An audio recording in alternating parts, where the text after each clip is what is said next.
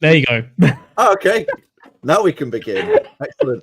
Good evening and welcome to the Shunting Yard with your host, me, Dan, and James from the Little Western Railway, and Max, who knows things about trains from around the world. That's why we brought him in. So this evening we were supposed to have Hylt here, but at the last minute he ran away, and it turned out that I'm not doing anything. So I've had to come in and call out Thunderblade whenever he appears in the chat. That's it. That's all you're here for. Exactly that. So originally you were going to roast us in the chat, but now you're here. So no, cool. I was going to do some modelling and have a cup of tea. Oh. Yeah, modelling on a Thursday. Wow, exactly that. So what have you all been up to this week? Have any of you been to that? I believe there was like a gathering of trains somewhere. There was a thing. There was a thing, apparently. Did anybody go there? Or alternatively, did you stay at home and then watch videos about it on YouTube after it had happened? And if I haven't.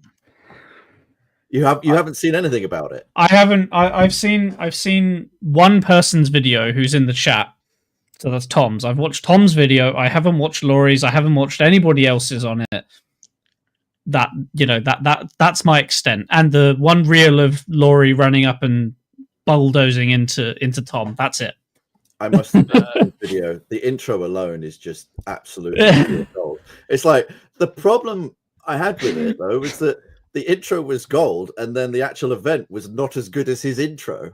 The joke in the intro, just. But I don't want to spoil it. Go if you haven't seen it, go and watch all of it. Go watch. Exactly that. Exactly. How about you, Max? Have you seen anything about it?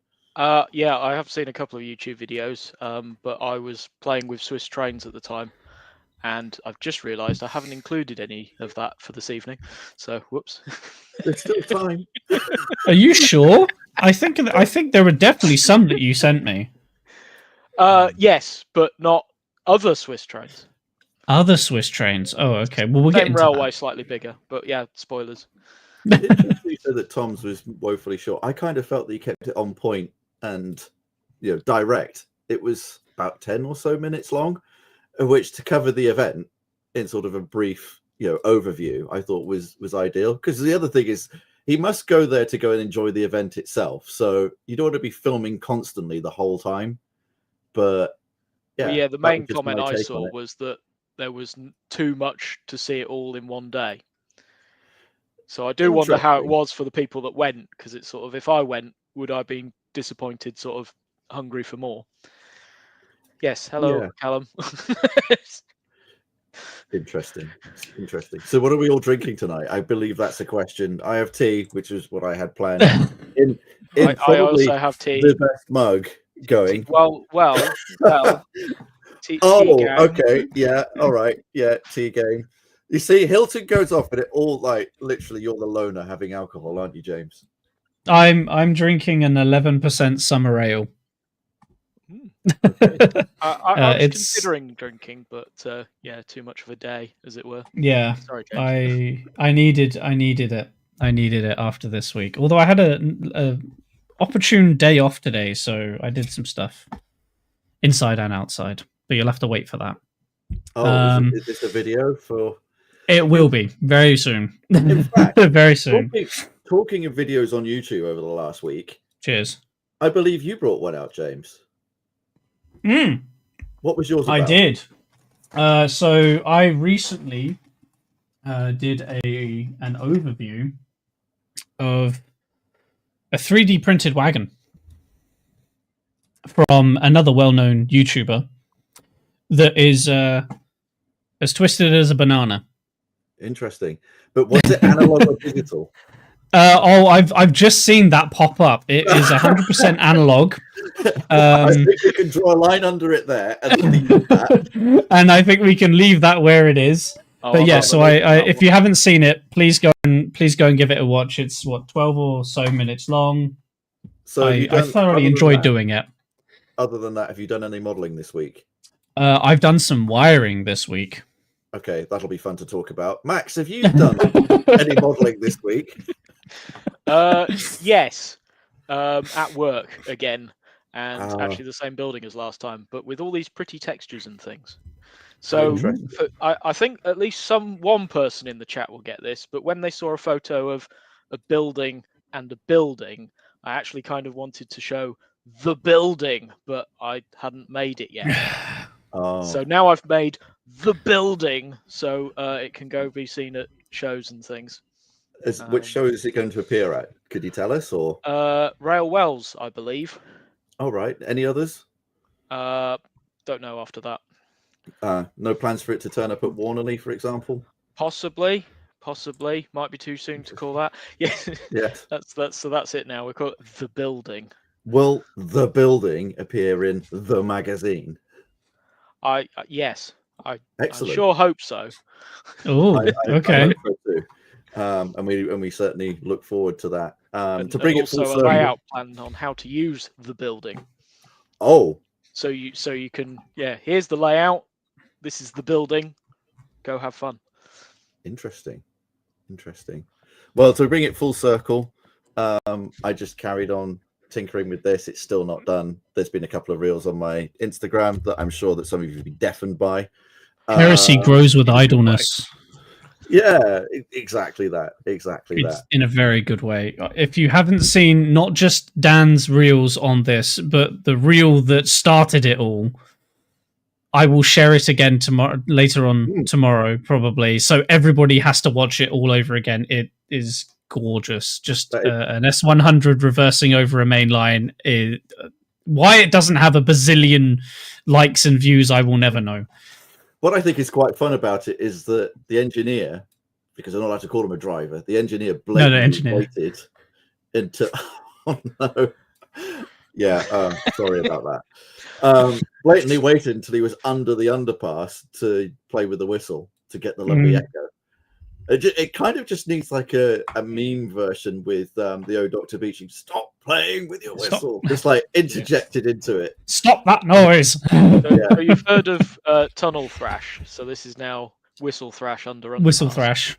Yeah, whistle thrash. I like that. Before we move on, let's quickly say hello to people that are in the chat. So we've got Tom. Have you been at the pub already, Tom? Come on, thank you very much for joining. Phil is here as always. Jakub is here. Thank you very much for joining. Peachy is here. I'm going to do that, and you guys can think. Who have we got there? We've got Oliver. Oliver's here as well. Lukash is here. Thank you very much for joining us. Callum is in the house as well. Our resident Kiwi is here as well. Let's just ignore him. I wouldn't. Derek's here. He usually interjects some kind of fun into the evening. Yeah, he'll get round to that later. And Derek has joined us as well. Thank you very much. And if you are watching and you haven't commented as well, please join the comments, like the stream as well. Share it with your friends. Let's get as many people watching this as possible. Back to you, Dan. The reins are yours this evening. I'm just going to stay quiet until you point at me like a cymbal monkey. Well, do you think on that note we should go and do the news? Because there's a lot in there for you to talk about. We can do the news. But let's do the news. Oh, do I have to do it in the Hylt style, like do an impression? Yes, you do. Yeah, absolutely. Okay. All right. The news! There we go. I can't do it. I can't do it, Hilton. And I haven't got a dog to pick up suddenly to get... Right, I'm holding my dog this week. Give me 1,000 more subscribers. Thank you very much. Right. Anyway, let's rate Dan's The News in the chat and get a meme of that for next week, or put it in the Discord. So... Smokey Joe, I think this is a brilliant move. This is great. This is great. The only thing I think that lets it down is that, first of all, it's a web exclusive, I see. I didn't know that before, but that's sad that the retailers can't have it. But also, it needs a speedometer that doesn't have numbers on it, but or a rev counter in the red line, on the packaging, in the background next, because it's got a map and things that aren't related to Smokey Joe, but just a speedometer just hitting the red line, blurred. Right. That would have made the box graphics, just like those who had it years ago, go, that's funny. Actually, I want another one. They need to retool this with a flux capacitor instead of any backhead. Just 0 to 1.21 gigawatts. I was thinking of full retooling. We need a modern spec one. People are buying, like the Caledonia 123, lovely models of prototypes that they remember having not so good models of. So we need that for Joe. Yeah. Who knows? Who knows what the future holds? But I can see Peachy right now, like literally banging away at his keyboard, like, please can we have this, but in TT as the starter set? That B4's would be a game changer. Right from the beginning, actually, I was kind of hoping, because 040 chassis are useful for narrow gauge. Interesting. The Jay Fowler reference. Did anybody get that?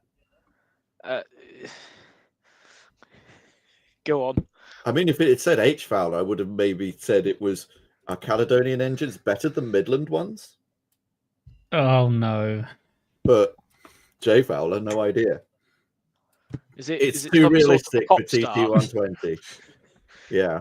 So, is anybody here interested in buying one? Anybody thinking about it? Anybody waiting for it to hit the bargain bin?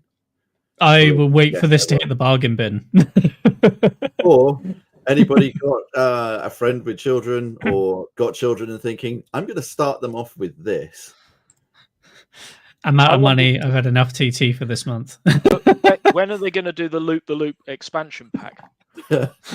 Warp speed. With the Darren Brown floating coach. Yes. Yes. Okay. Moving on. I believe you got something for the Scalies. So the Acura scale announced on Friday, I believe, an exclusive Class 60 for the Army B, the best regular and territorial. So it's the Territorial Army Centenary. Probably, I think, the best looking livery for the Class 60 in their range, personally.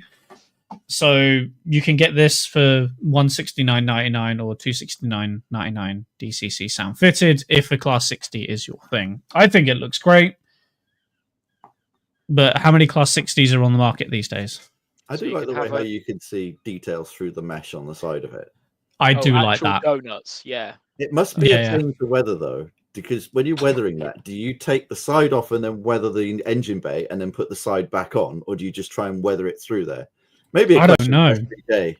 Yeah, Sam, if you're around, that would be interesting to know how you do that. How do you weather your tug? How do you weather your? Someone had to say it. I'm sorry. We just have to say it. Move on. Oh yeah, get it. Move on. Now, and with that, now buy a tug to support the army. You're like a crimson tug.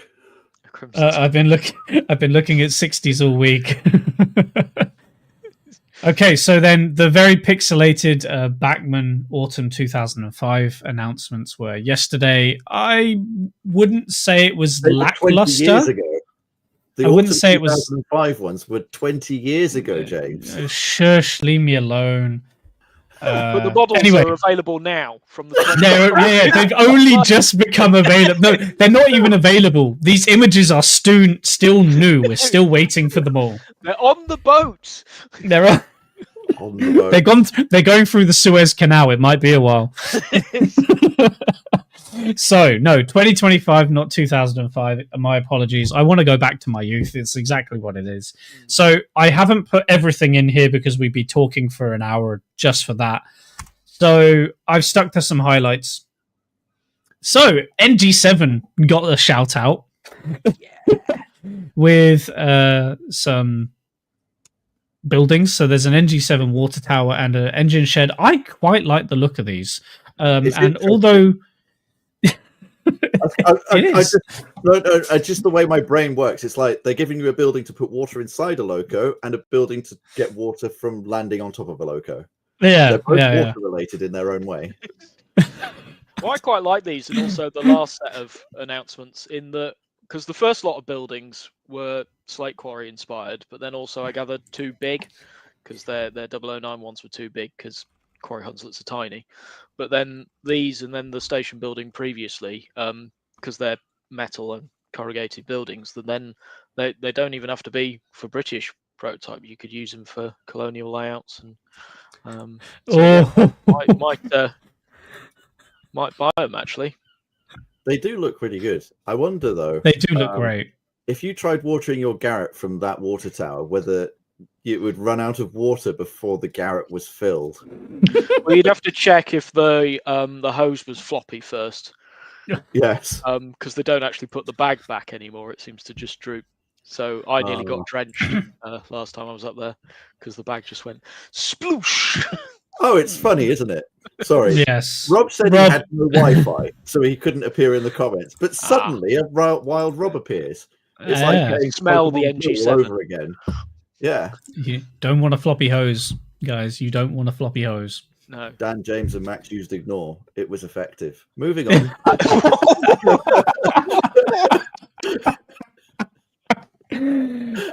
No, I don't think this is. I don't think this is a farce of an announcement for Bachmann.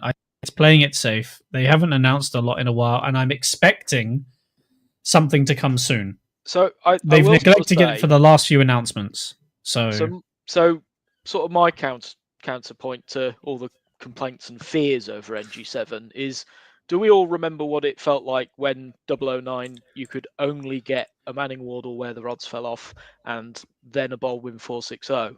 Because I believe that Bachmann, they did 2 whole runs of the 460 before there was anything else. So I remember people building layouts for the Quarry Hunslets thinking, where on earth are they going to come? And then they kept on announcing engines that appeared before them. Yep. Which, you know, these things happen, but there was a time before lots of stuff. You don't know how much they've got in gestation. I was going to say they could have a 5-year plan, you know, like. But also, if you want 10-year plan, buy more of the current stuff. I've done my bit. I think I've got 6 Quarry Hunslets. What? 6? Well, can't have too much of a good thing. Do you have a digger? No, sorry, no digger. But basically, the hope is, and they are starting to appear, is you know that there's kits for the 009 Quarry Hunslet chassis.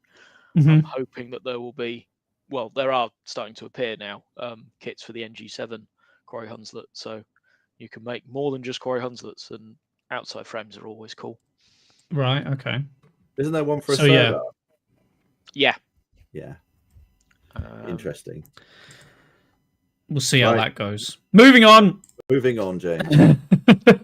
So I highlighted these 00 buildings because to me they spring out like also for the irony of WH Smith has just gone under.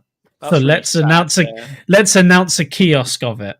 And it is really sad, isn't it? It's a proper going down with the ship moment, isn't it? You know, it's also weird because it's supposed to be a kiosk, but I've never seen one that looks like that. It looks like they've taken their porter cabin model and just. I was going to say, to it.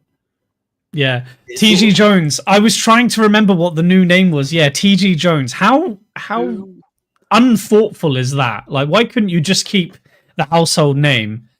I don't know who TG Jones is. I mean, I've only just got over Martin's becoming McColl's. I've only just got over that one, and now WH Smith. Some people might get that. Not it took me a second. It took me a second.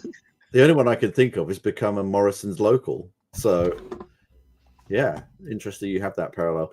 I see in the comments that that one is their scale railway model. No, it's Bachmann, so it'll be a Hornby magazine. It'll be a Hornby mag, won't it? Yeah, because that's who they launched their products with on YouTube. So probably lots of on point. Yeah, that's what it'll be. So the station looks good though. It's a pity they can't just say it's Toddington Station instead of saying Toddington. I think they kind of but they said think Toddington. It might remind you. Yeah. Of Yeah, I saw it and I thought that looks interesting, but it's not quite big enough. Why can't they do Princess Risborough? And then they did the other one in Chiltern Railways colours, and I was just like, yeah. I got confused. I mean, it's a lovely building, and I'm honestly very tempted to pick one up for just a scenic display. Honestly, I'm really tempted to pick this up for a scenic display. So if you get the Chiltern Railways one, what do you run in front of it?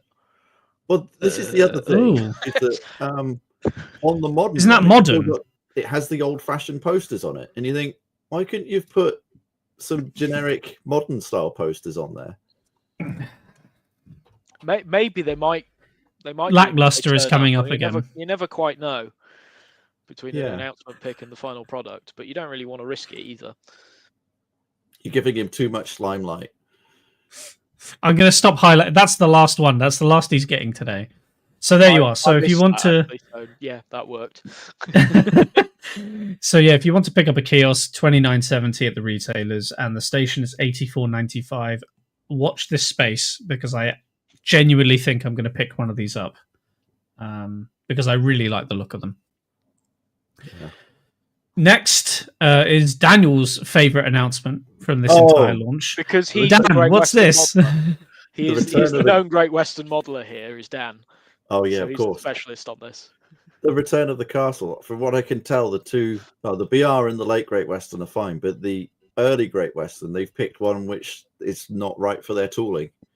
So they've picked, but the engine in that livery is an interesting period in its life. So that one is. If you go on to the next slide, James. Let's go next over. Yeah. So this is Windsor Castle, and with the wonky name board. Legoland.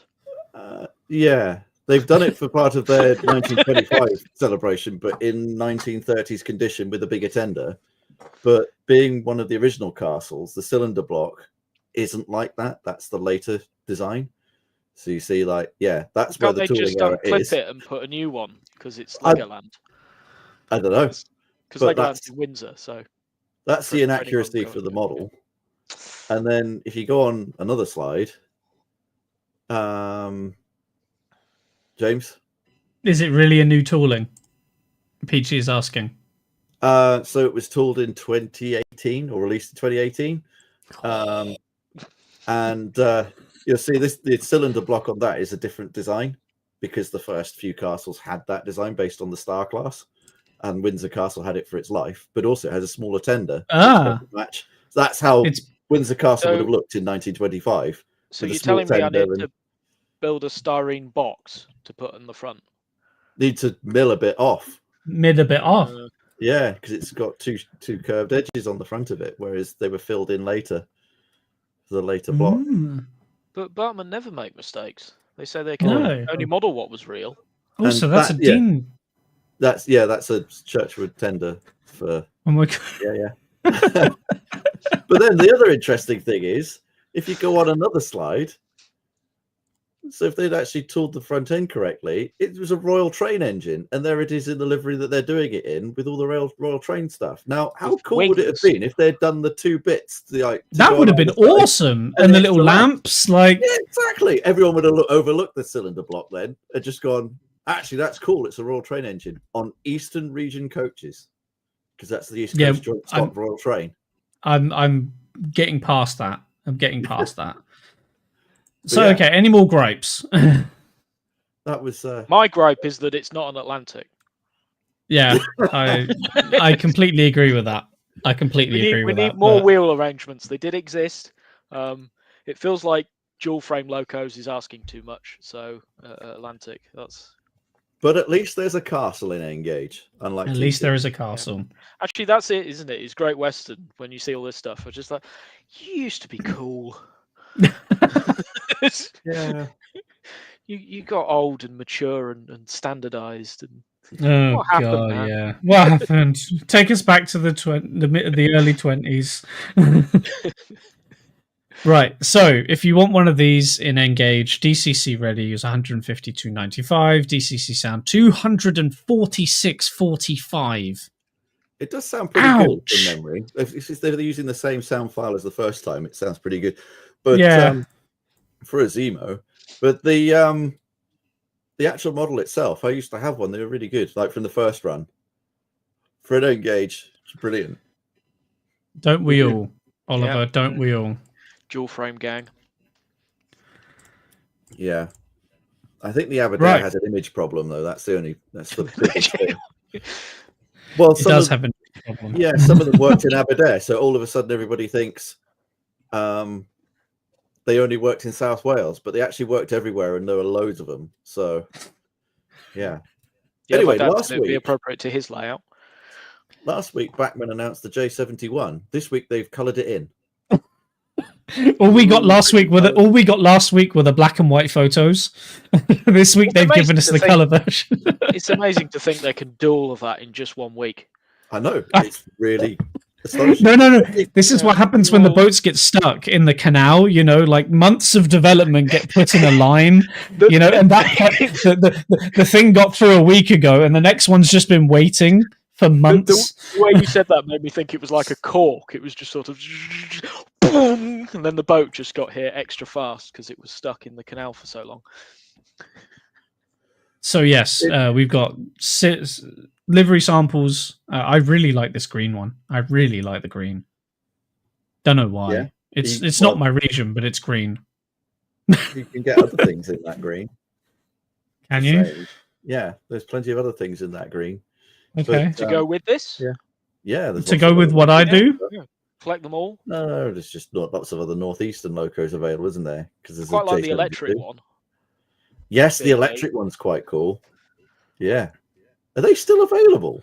There was one on offer, and I thought, no, this would make no sense at all. I can't, but still. But early electrics are cool. Yep. Train guy, this is what we were all thinking. What I was thinking was it's quite impressive that they went all the way to the engine house one week and then went back again a week later to do another video. That's just right. 2 days out the office. Dedication. They must be doing pretty well. But why they were there the second time? What did they announce other than this? Unless, of course, they've moved to the engine house. Should we move to what they've announced? Shall we? Yes, let's do it. It's an 8F. It's not coloured in though. Maybe next week. We'll get the coloured in samples. They go to the engine house again after having coloured it in. They did say they would share it as soon as they had or something, and it was yes. Like, oh, come on. Well, so they also in the announcement video for this, they were just showing the static models, and then literally yesterday, I saw a post where they had running shots of it running around the layout. And I thought, why was that not part of the announcement video? Like showing it actually moving around when you have the footage available. I think there were, but they just sort of blink and you miss it. Yeah. Was it? I literally missed it then. But it looks really smooth. It looks really nice. I love the die-cast boiler and running plate, which I think is essential now. Stay Alive is now, becoming the norm, which I'm very, very pleased with. Take that, you analog peoples. Also, 212.45. Now, for some reason, I saw an email when it came out, and it pointed me to the Rails of Sheffield website, and it had a completely different set of figures that have been changed overnight. Because the RRP is 250, is it? I think the RRP is 250. 49.95. So you're looking at 212.45 DCC ready and 322.95 sound fitted, and an extra 15 quid, I think, for the deluxe. Does it have tinted windows though? I don't know. I thought all it better have scrum buffers. Have tinted windows. So yeah, it's really good that they're making this, because it really lends itself to the modern tooling suite, because you've got all the different versions, the Swindon ones, the 06, you could even Turkish and all this sort of thing, and they're not doing any of that yet. No, they're not doing any of that. I was going to say so you've got a choice of straight reversing rod and curved reversing rod, and that's my extent. And whether your reverser is happy or sad. Look, if they're going to get the other paints out, you've got to wait for the Collectors Club to catch up, all right? Yeah. Oh, they're doing one in blue? Well, Longmore one. Longmore, yeah. I haven't seen that, but... They did the 06 in Engage right off the bat, and they did. It's just not one to be seen here. Because I was always captivated by the Hornby one, because I just thought this idea of this clearly LMS locomotive, and I'm going, it's got the wrong company on it, eh? Yeah. Well, Rails haven't announced any exclusives yet, so that blue Longmore one might come out at some point. In fact, I am almost certain that will be a Rails exclusive, because they seem to be getting an exclusive on everything in recent history. Yes, it does feel like this is the first tendon engine from Bartman for ages that's just off their own back and not a Rails product. I like the Rails products, but yeah, just an observation. I was very surprised to not see an exclusive there, because every announcement we've seen in the last, I would say, at least year, there's always been some sort of exclusive with either Rails or some other, kernel or something like that. So, if anything, we have to thank them, because maybe there wouldn't be half as many models if it wasn't for them. And also, not knocking them, not more sponsor. importantly, wouldn't have the material for the news. Not me. Train guy, not me. Not me. I have my own opinions on that. Actually, no. So thanks for bringing that up, because it was just thinking this. So which would be more useful to the modeler? One auto uncoupler on the back of a long haul freight engine, or putting it on a steam shunting engine, something like an E, perhaps a J71. A J71, possibly. I mean, it's on the O8. I can see the use of that, but yeah, some sort of steam. Just a thought, maybe. Yeah, I'm sure there isn't room. Is the reason? Do you know where I think it could be really useful? If it was an auto uncoupling chopper and was on the NG7. Oh gosh, don't. Yeah, because they are a pain to uncouple. Are they? They look the part, and you think, well, if this bit was magnetic, it would work a treat, because the Lionheart one was magnetic, but they're not. So they have the two droppers, and then I think the only way you can uncouple them is just sort of closing the droppers together and lifting the hooks up. But yeah, it's too complicated. It's the era of complicated couplings. Yes, TT and transparent. Looking at those, well, you can't do delayed uncoupling with this. And now NG7 couplings. It's just right. I thought he was busy this evening. I thought he was busy this evening. Yeah. Well, also the thing I don't get is, one, yes, why on a big thing, a big locomotive like this, but is it popular? Like, is having these uncouplers, has it been popular? Like, if anyone...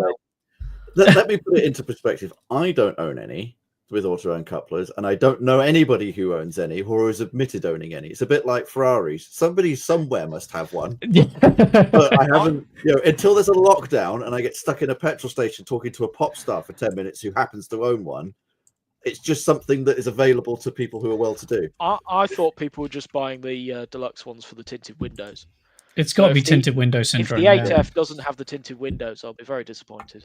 They also need very disappointed. The tinted little spectacle plate on the side, like for the, the little flap out thing for the driver. Oh yes. Yeah, the one. Yeah. Right. Was that all the news? That was all the news. But quickly before we move on, so in Bachmann's J71 announcement, we discussed this last week. They gave several hints to a blue Western, and we saw the warships, and we saw the Class 50s twice. But where's the blue Western? Well, we've also seen a 170 that didn't materialize. And we've also seen the 170, yes, and was actually announced in 2018. So I'm curious if we're expecting anything else soon. No, they were talking about the 8F, because the Longmore one obviously was in blue, and they were built by Swindon, which they mentioned. And in order to wind up other people, probably KR models, they stood in front of Gordon right up to the final moment where they went, actually, it's an 8F. It's an 8F. So there's your Rails exclusive. There you are. Blue Western is your Swindon 8F. Is it that meme that the Proudman has a sense of humour? Is it the meme of the well? Ah, yes. I am very smart. I'm very smart. I fooled you all. Exactly. Made us believe that there was a Collet BG coming, and it never happened. Don't. I feel betrayed. So yes, that's the news over and done with. I have purposely not put everything in there. If you want to go back and see Bachmann's news, go and watch the video. Put it on 1.5 speed. I recommend putting it on 1.5 speed. I recommend just watching it at normal speed when Gary Boy Hope is talking, but when Proudman's talking, then speed it up to double speed. It's kind of funny because you have his delivery, like Gary's, and then he goes, literally sounds like a munchkin. And there we are. We've already started, haven't we? We have. It was good. Okay, so on to the main topic of the evening. So international modeling. This is from the perspective of Das Englander. So yeah, modeling anything other than British stuff. And this is why we've got Max in, because Max has modeled various things, which I'm sure we'll talk about. But I can't remember which way around James put the slides. Which way around did you put them? Are you going first? I put me first. I put me first. Okay. James, what international stuff are you modeling? Am I over there, am I? For me, you are. Oh, okay. Over here. Go on, James. Who would want to model that? Well, apparently us. So actually, I don't model anything international, but you know, me living abroad, I see European stuff every day. So you know, modeling 1930s Great Western, it's a little bit off topic for what I see day to day. And you know what some people go on about is you model what you see. So I thought I would bring up my American habits first, because when I first got back into the hobby and I was looking around YouTube and things like that, trying to find inspiration, when you search model railway, YouTube instantly goes, "Did you mean model railroad?" and gives you a load of American stuff to look at. So I was inundated with the likes of Boomer, which I'm not inundated with Boomer. Fantastic channel, beautiful modeler. If you don't watch, go and binge watch it and you will not regret it. Also, like NS Modeler 24, the Norfolk Southern, which Norfolk Southern mainline, the coal trains that he shows, you know, some of the modeling that he does. He has this coal hopper that they've built that actually takes the car off the train, rotates it, deposits all the coal to the lower level where the train started, and then continues for the entire 50 car train. It's awesome. Will he have to change his name to UP Modeler 24 now? He's probably going to have to. It's probably going to have to. That's a big merger, isn't it? I've just seen that. Yeah. Has it actually gone through now? Well, there are rumors that it has already gone through, but they haven't publicly announced yet. But I think it has. Well, I think it has. Being trained to Mexico if they do it. So. And then there's also the likes of Burr Stewart, you know. So this is all standard gauge, HO gauge modeling. But what really gets it for me is the narrow gauge steam in the United States. I really want to model. The likes of Otter Creek and Rio Grande. If you don't know that channel, I really recommend. He's building a absolutely enormous HON3 DNRGW, Denver and Rio Grande Western HON3 layout. It's absolutely gorgeous. Is that something I would love to emulate? That's with the Blackstone stuff, which will come up in a second. And I was inundated with that when I was looking through YouTube, and I got absolutely hooked on it. And I really want to pick one up, but the price of the models is insane for a Blackstone brass kit. And then also two that you should really check out, Railfan 220. Occasionally he puts up some operations videos. He's building a BNSF modern Marias Pass layout, a beautiful, beautiful mountainous layout full of proper operational switching, proper communications between trains. It's an amazing layout. I really recommend you go and watch it. And then, of course, TSG Multimedia. It's a podcast. They do regular railway tours, and they get the people in that are building it to spend a few words. So moving on, I really want to model these because they just look gorgeous. I lost for words every time I look at these things. I don't know. What about you guys? Well, you've got 4 different engine types there by the looks of things, so... I know. Yeah. 3 of them are narrow gauge, at least. Yeah, there's a Mud Hen and... What's that? It's a 26... 26... There's a 27 there. A 27. Yeah. And a 36. 36. Yeah. And then this I saw because I thought, well, it's American Steam from literally looks like the beginning, so I'm going to use it as a placeholder. But the idea is early American Steam or late American narrow gauge Steam in this instance really gets me. Jason Jensen Trains is another excellent HO channel for sure. If you also check out Ron's Trains and Things, if you don't, Jimmy at the DIY as well is another one to watch out for as well with his N gauge stuff. So yeah, definitely. But the Ks are absolutely gorgeous. And if they weren't so darned expensive, I probably would have bought one at least by now. Well, I wonder with narrow gauge, you sort of don't need as many. You don't need the whole fleet. But... you need one or two and a load of wagons to go with it, and a lot of hilly space because that's how it's got to look. So yeah, that's sort of what I was going off. Honestly, is I don't know what it is about the narrow gauge specifically. Maybe it's just it's really lovely, but it's just not the white pass. Or the East. Hang on. Spoilers. Oh, is that coming next? Blue diesels. I'm just drinking. He's just drinking his tea. He's just drinking his tea. But no, I was just going to say that I think it's a real shame that Blackstone only did the 2 engines. Mm-hmm. We won't go into why, but yeah, the C19 and the K27, they announced the K28 and the 36, and it's the thing that if you had all 4, you're pretty much set for a solid layout. So, please. Or please, don't, actually, because I'll have to change scales yet again if they did. But Any what? Sorry. Have you got any of the 2 that they made? No. But you're looking at 400 US at least these days if you want to pick them up now, right? But they are fully sound fitted. Yeah, it's fully sound fitted. So it's that thing that you're paying a lot, but it's done. You don't have to do anything. It will just work. So retirement. So is this going to be a bit like me and the Croc, the Kato Croc, where I said, no, I'm not getting any RHB stuff until they make a Croc, and then they announced it. Oh no.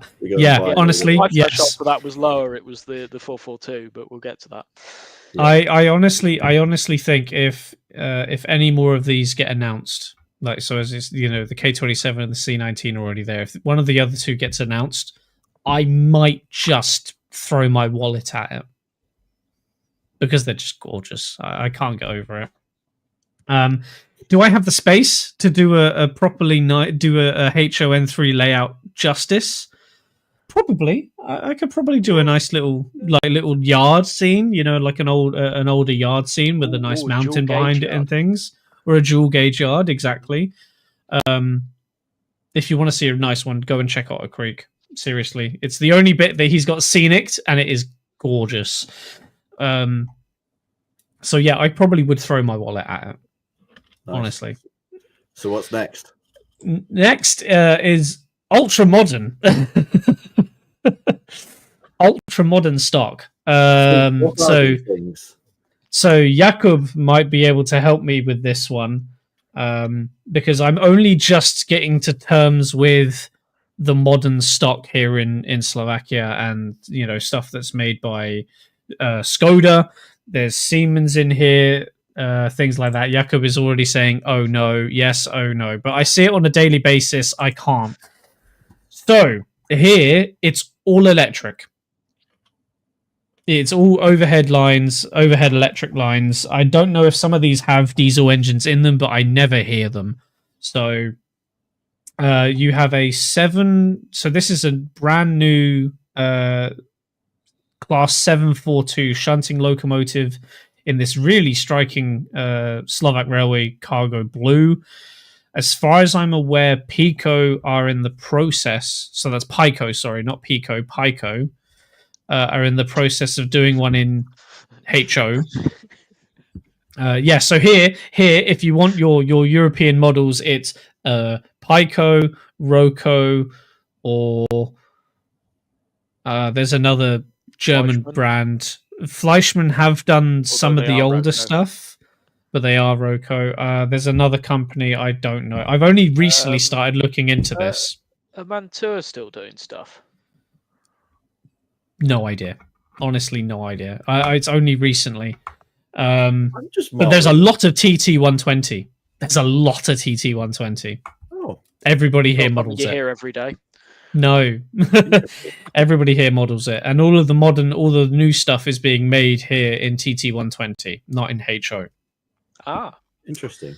Does Peachy know much about this? Is Peachy still here to tell us all about it? Peachy, are you here, or have you gone for your dinner and then you'll pop back in half an hour before the end? But so there's the blue shunter, which is very new. I think the first of them came in at the beginning of this year, so they're brand new manufactured at the beginning of this year, built by Skoda, which I found amazing. You've got this is a 761 3-car EMU, a double-decker EMU, completely, I use this every day. This is my commuter train, so I see it, I hear it. They're really nice, honestly. They're really nice. Then you've got a BR193 Vectron, which is also an electric. I believe it's a diesel electric. These are less than 10 years old, and I put so this is the HO model, which is incredibly well detailed. And then I put the standard, the picture of the 1-to-1 size here. But the prices are insane. The 742.7s are a rebuild of the 7. Yes, thank you. That's on the next slide. So yeah, this is the 742s. But yeah, incredibly well detailed. But the DCC ready versions are like 250 euros. So 200 quid minimum I've seen for some of these models. Yeah, and then you're looking at reminding on that. Yeah, that's the thing, is British modelers could do with reminding that Vectrons are checking. I thought so. As I said, I've been here for 8 years now, and I don't think I've heard a diesel engine on the railways. I don't think I have. Everything here is overhead electrics. It's insane. So I might pick some of these up if I ever get round to. I'd love to build a HO version of my station. It's a 4-track main line, 2 platforms, village station, and everything gets through. Yeah, get your wallet ready. There's a reason I switched to 00. Yeah, exactly. It's insane. And we'll move on to the next slide, which is some of the other models that are available. So you've got, here is the shunter that the one from the previous slide is not replacing, but is like, it's the updated version. It's like the brand new version for it. You can see the American influence for sure. I think these are 1970s construction, 1960s construction, and they're still on the network going strong. You see them everywhere, and they're amazing. But this shunter will still throw you back 220 euros, like without sound. You're looking at almost 400 euros with sound. It's insane. And then you've got a Class 363, again, electric. This is one of the older ones. I think this is 70s, but something else that always, I always see on the network. I'm behind them quite often. And they just, I really like the look of them. I don't know why. Boxy, yeah, very boxy. For someone who doesn't know very much, when you say about your railways, I think of these things. Yeah, exactly. You think, I hate to use the word, but it looks very Iron Curtain. I didn't mean to walk into that one. No, it's unfortunately I couldn't avoid it, but so I do like the look of them, but it's always the price that puts me off. It's always the price that puts me off, because I have a lot of money invested in 00. So Jakub, yes, I have looked into Czechoslovak Steam. And anything that anything I would want to model, I don't think is either available or I would want to pay the price for. at least in HO. I think in TT there's a little bit of an offering. But as I said, I've done very little research in the last year or so on the possibility of moving to European modeling. I think it was last year when I was reached out to by a local club. They're a Fremo club that they have they build modular layouts, and they have like a meet once or twice a year where they get together in a massive sports hall or something like that, and they get these modular bits of a layout together that each of them has at their different standards, and they have 200-300 meters of layout to run trains on. It looks insane. And I was reached out to by them on Instagram asking if I wanted to come down and have a conversation, because they were really curious as to why a Brit was modeling Britain living here. And I never followed it up, and I honestly should do. I really should do. So Jakob, if you run with these guys, I would love to get in on that. Honestly, I really would.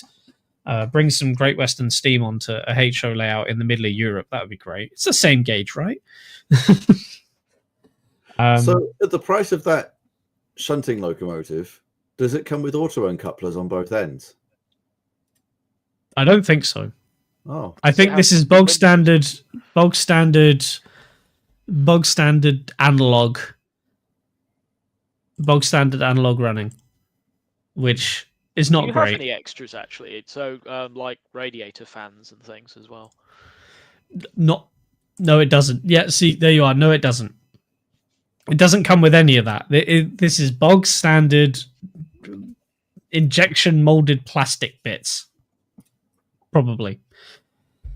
I will pick one up eventually to show on the channel, but I thought all good models were made of die-cast.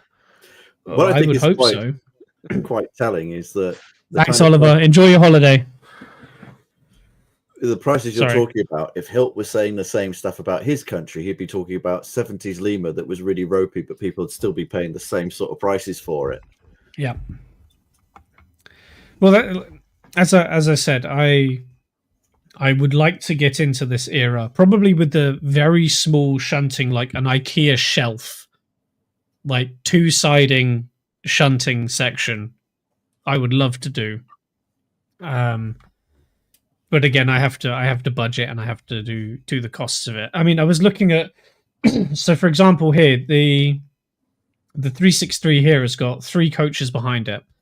Those coaches are 64, 65 euros each at the retailers. That's not bad at all. Real coaches tooled in this day and age should be, well, I don't know how many euros you get per pound at the moment, but they should be around about 110, 120 pound RRP per coach. They're not new tooling though. That's the thing, is they're still 7-8 year old tooling, even older, I think, in some cases. Well, and then I'm not sure they're lit. I don't think they have any capability for a DCC socket. It's just there. 175 separately applied parts. Yeah. So what's next? That's it for me. Honestly, those are the only 2 that I'm interested in doing any sort of modeling with at the moment.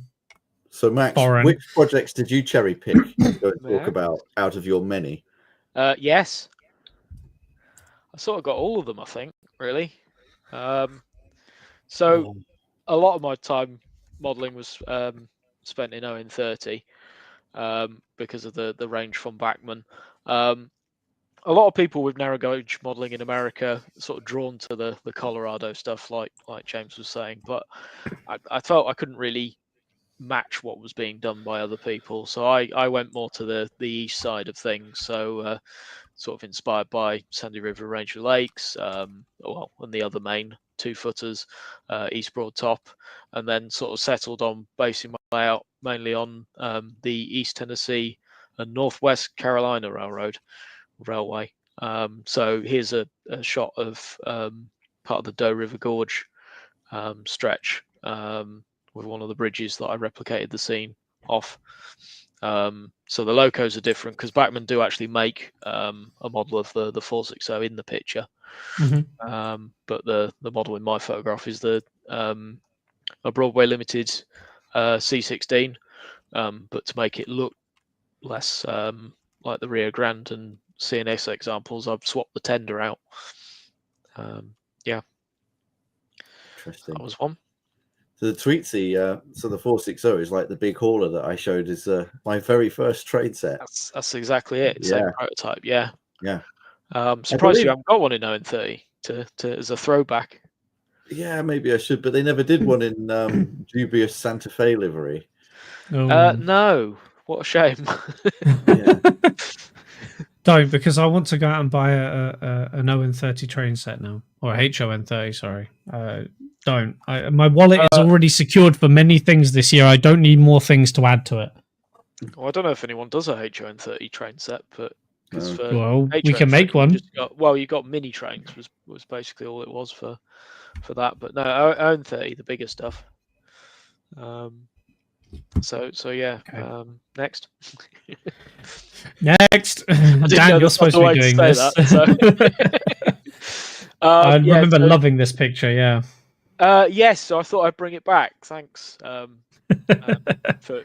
your support on that, because I kind of felt that part of the layout was the necessity for operations, because lots of sidings and putting wagons or cars, as I should say here. But yeah, the replicating the dual gauge trackage, or at least inspired by it, to get that transfer feel. It's interesting how in your photo it's a logical way round, but in the photo you look at the dual gauge, and presuming that the photo's been taken from a loading position, the narrow gauge is on the wrong side.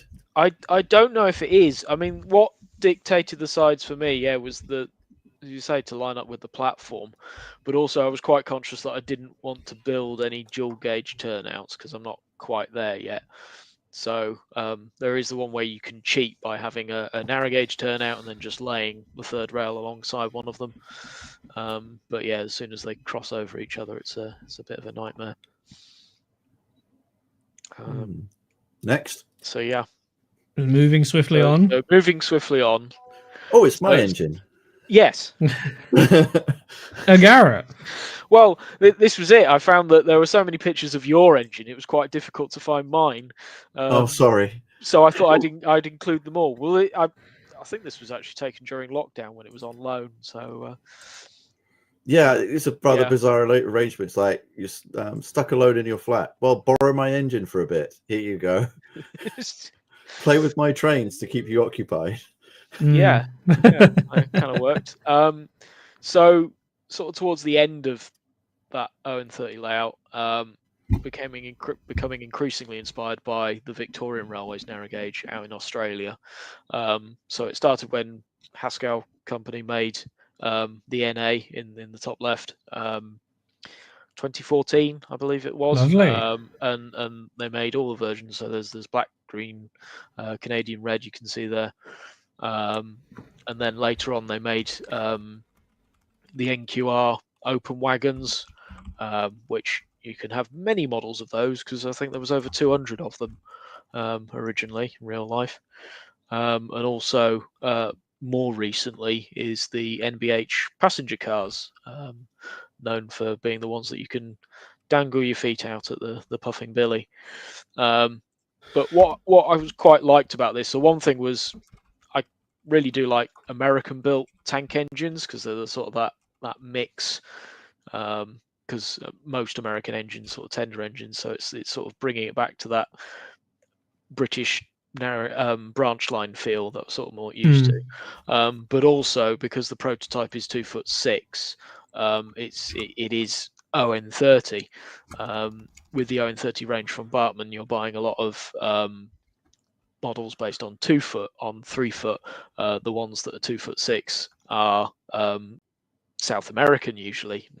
Didn't quite appeal to me. So yeah, sort of making it more sort of closer to the prototype. So I've managed to find kit built bits and bobs. You can just about see the NU van in the left, and also looking to build my own stuff. So bottom left was as far as I got with a G Garrett. So there were 2 Garretts over the 4 railways, G41 and G42. G42 is preserved but out of ticket at the moment. So I don't want to prod the bear. Actually, no, I do want to prod the bear because bear. What? Well, why? So we all know that Rob is trying to get all of the Manning Wardles, like 3 of them. If he collected NAs instead, he could have had 3 in completely different colours. This is true. Together, like Max. This is true. To do during lockdown. But there were 16 of them. 16 of them, and 2 of them are compounds. I'm getting there though. How many have you got now? Oh dear, I did. So what is it? 2 going with 3. Yeah, so just pushing the abacus beads across. Carry gosh, the 2. Really showing how stupid I am. Yeah. So 6 Haskell ones and 2 kit built ones. Wow. Now, because they are pretty much my favourite engine, really. But I'm the only person to have number 4 because it's wrong. Well, yeah, they're involved. Provokes a dilemma. Do I make a correct number 4 and then it number creates 2 a paradox? Yes. Although I found that number 4 went on more of the branch line. So for anyone who doesn't know, there were 4 narrow gauge railways in the state of Victoria, and they moved the stock about between them. So they would be overhauled at Newport Works, I think, and taken away by Broad Gauge, and then could be taken back to a different line. So the Puffing Billy is one of those lines, but the other 3 could be the inspiration for my next model. Who knows? But yeah, so interesting. So what's next? What is next? What is next, James? I pushed the button. It's a Garrett. So this was my Hilton. Why is the train on fire? Why is the train on fire? on the right picture. So there is another loco there. Okay, that's the one. It's the second locomotive. Okay. That is on fire. Coincidentally, I think is that fair to say? Steam locomotives are on fire. They are technically on fire. Yes. Contained in a controlled environment. So yeah, the South African, I mean, it is a bit of a cliche in that for a British modeler anyway, in that I grew up with the rebuild, the development of the Welsh Highland Railway started 28 years ago, and they brought in these so originally built in Manchester, but for use in South Africa, and then some brought back. Some of them for other preservation efforts that didn't quite happen, but then 2 originally to restore a service to the Welsh Highland Railway, and yeah, they're fantastic machines. Dan's got much more experience with them than I have. I'm keeping quiet. No, you're not. You're part of this conversation too, Dan. Well, the thing is that the other day I was going through. This is a slight digression, but I'm allowed to on this week because Hilton is not here.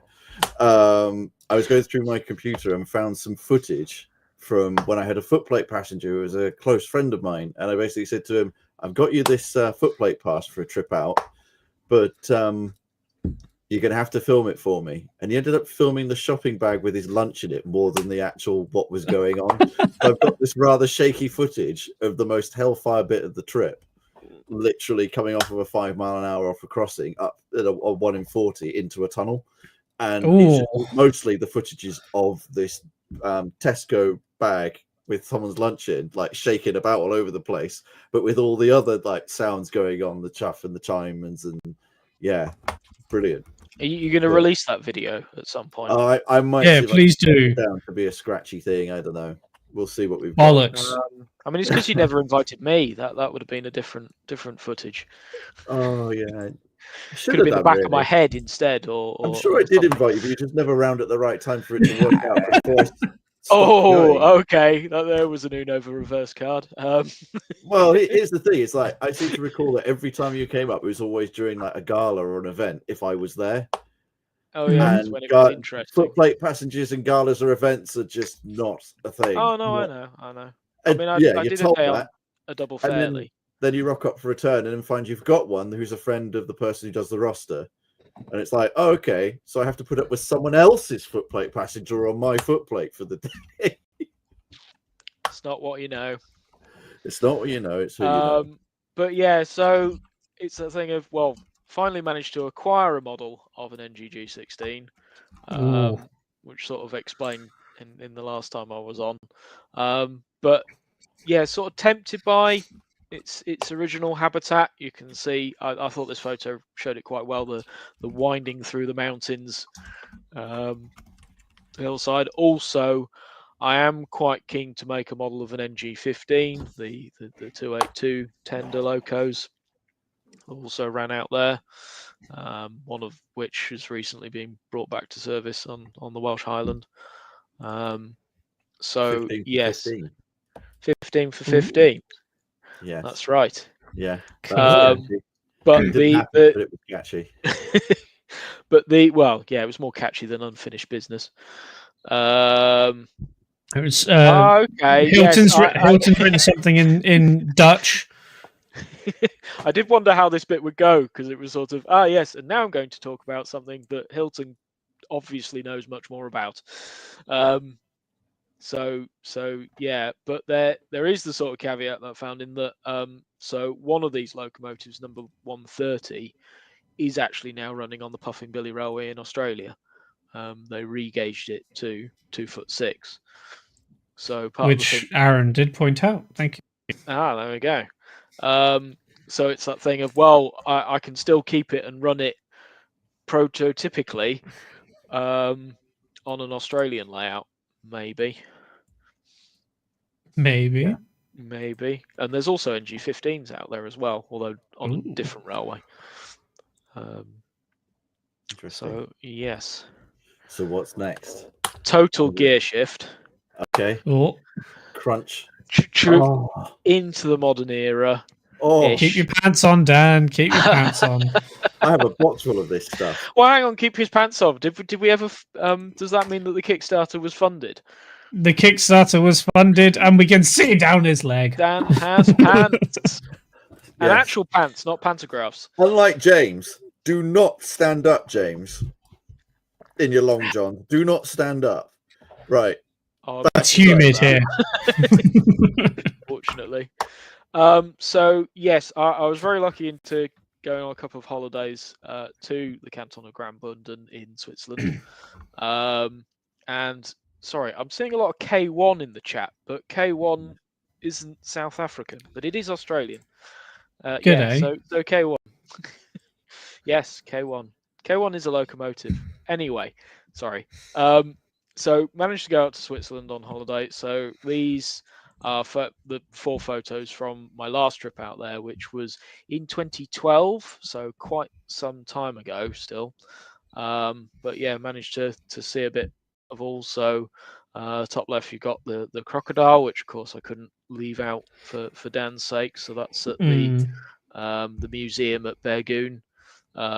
They have an OM layout within there, and we were lucky enough that someone turned up to run it a bit. So even though it wasn't a running day, got to see a bit. So there's a video of that on my YouTube channel. It's nice to know that 100 years old is classed as modern traction by Aaron. Yeah. When were the Crocs built again? 1920 what? The 100 years old now. 100 years, yeah. As per the fluorescent one to celebrate.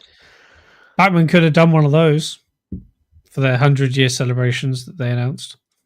Sorry, actually, no. Actually, tell a lie. Yeah, that's you've given me a thought there. So the Class 50s, which had this is completely off topic. The Class 50s that had the signage on it, that really was sort of the British all they could come up with, rather than just a fluorescent Class 50. Maybe that's what we needed. Anyway, so the thing with the Swiss modelling is that there are models of them out there, but a bit like you're saying with European models, tend to be quite expensive.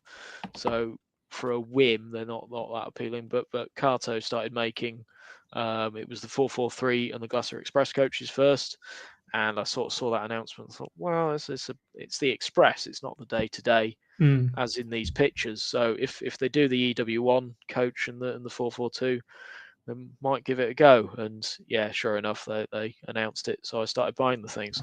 Now, separate to that, the photograph in the middle is a 442 made by a company called MDS Model, and they also did the 442 in 1/150th scale, but they did some of the liveries that Kato haven't. And naturally, because I wanted the model of the one that I've seen and ridden behind, it had to be purchased. So that's part of my collection. Also, it's very small there, but the 443 in the distance, bottom left, that's a UNESCO liveried one. Kato made a model of that, so yeah, buy that. I'm waiting for the North Wales UNESCO liveried loco, really, since they've announced that. I don't. It seems a bit poor show equivalent. I think it looked quite good on Merthin Emrys. Oh, okay. Mm-hmm. I was thinking Vela Festiniog, but better than green. Oh, you don't want to put a South African diesel in that livery. You got to put something that's native to North Wales, right? Or just put it on the side of a carriage. Have a whole train. A whole train. Nothing but the train. Yeah. I mean, it's still on topic because Wales is foreign, right? I mean, everything north of Watford is foreign, but okay. Which Watford, though? The one in North London or the motorway services? The motorway service is called the Watford Gap, yes. Okay. Which aren't in Watford. Okay. No, which you have to mind. You have to mind the gap of Watford. You have to mind the gap of Watford. So yeah, it's the thing of I'd like to model the RHB. I've bought lots of the trains, but just not. I've even got a station building kit somewhere, but I've not. Who makes that? Quite. I've forgotten. Oh. So interestingly, someone was selling their collection because a bit like me, they thought they would and then didn't. And I won a couple of listings for locomotives, and they said, "Oh, actually, do you want all the buildings and stuff that I've bought for this?" It's like, yeah, and then get the station building. I was like, "Oh, wow, this would have been really difficult to source otherwise." So yeah, that's a laser cut kit of Rouen station, which is on the Davos line. Nice. Nice. Yes. So I do wonder one day if it would be a little module of a part of the railway, or go all out. Because if there's any railway I can think of that you could prototypically have a rabbit warren, this is it. This is the one. The full on snaky up. Right. Because for those unfamiliar, the Albula Pass line, you've got spiral tunnels over the top of each other. Is that the place where they did the longest passenger train world record? Last year? Yes, it is. I can't remember. Was it end of last year? End of last year or end of the year before? I can't remember, but it was very recently. But yeah, that is the railway. And for 100 of years of that, they put that graphic on the side of a 443. And then put giant speakers on the front that yodeled. If there is not a sound fitted model with that on it, I don't want it. It's on the list. It's very frustrating. I've got the model, I've got the decoder. I just need to, but very small and nervous about such projects. Oh, that would be brilliant. Well, I'm glad to hear that, because that might encourage me a bit to get a move on. I didn't realise that was a thing. You need to do it. Yes, the actual. So also that livery, that was the first Swiss loco I got, because the 442 had been announced, so I was like, right, I'm doing it, but what can I buy right now? Yeah. And then it was the 443. So question in the chat was mentioning about running them on Andir. So unfortunately not. Because these are 9mm gauge 1/150th scale, or 1/150, and get the abacus out. So yes. Am I looking like I failed school? Is that what's coming across here? No, that's my own brain going, I need the abacus. So yeah, the Andeer line, which is something I forgot to bring up, sadly. So occasionally at Picorama, there was a couple who've built this massive HOM Swiss layout that gets set up and run, and it uses DCC to its full potential. So there's a computer, and you've got the whole layout out with train detection and all of that.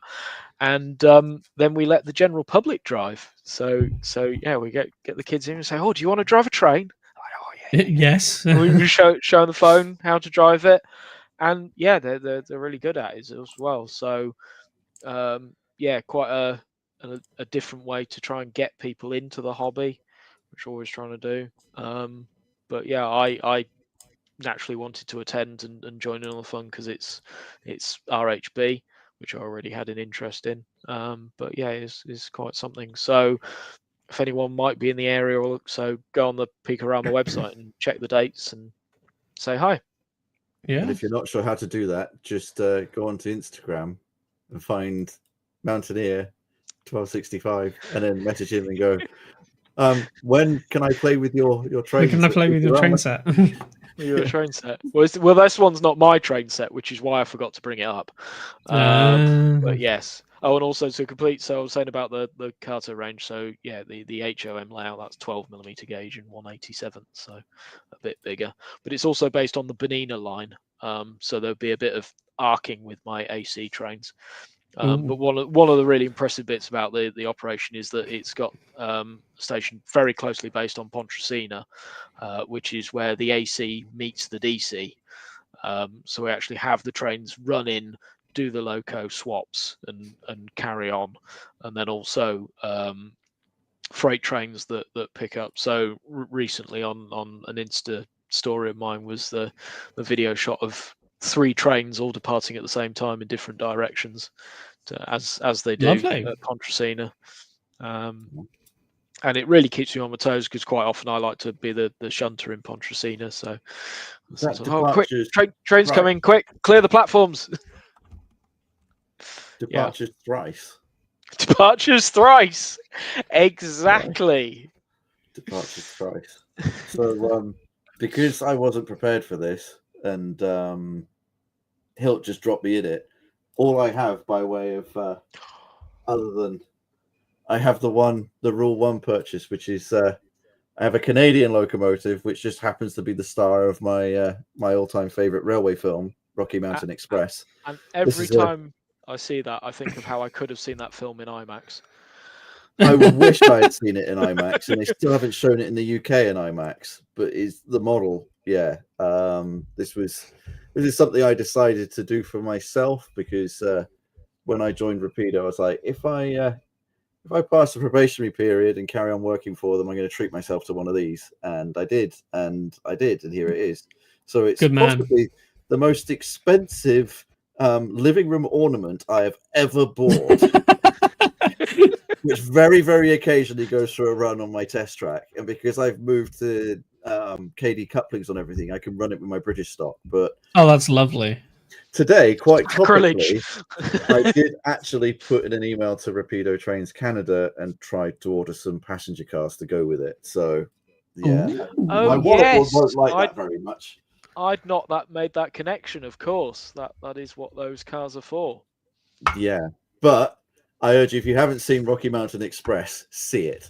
Literally find a way. You can get it on Blu-ray. I will find it. And it will play.